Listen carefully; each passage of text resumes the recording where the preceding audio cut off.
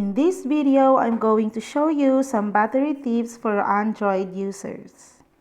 So the first thing you can check is to turn off or disable your Wi-Fi or Bluetooth when you're not using it. That's going to save your battery because when you're out and your phone is going to pick up all sorts of Wi-Fi connections. And then the next one is to enable dark mode. So these pixels around this phone is actually off. They are not using any power. So if you go in and change it to light mode, you can see that everything lights up. So it means a lot of pixels are being activated. So let's just put it in dark mode. Okay, and the next thing is your screen resolution or your screen color. So under display, you will see that one.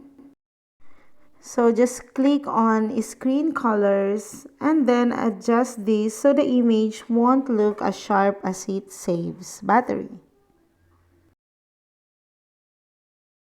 And then the next one is motion smoothness. I don't have that, but if you have one, you can disable that one. And then the next one is adaptive brightness.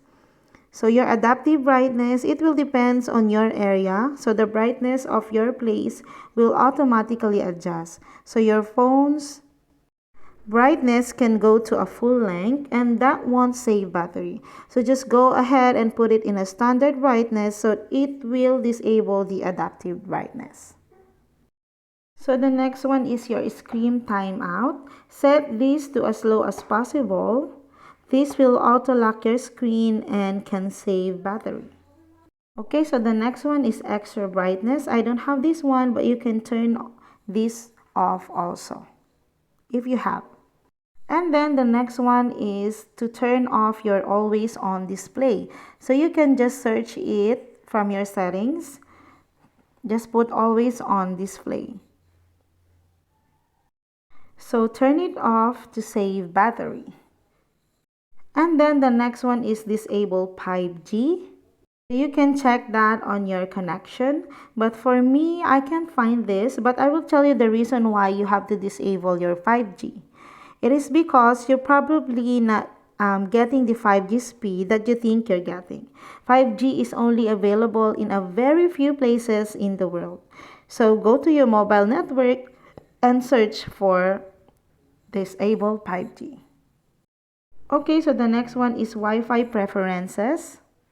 You just have to turn off the notify for mobile networks.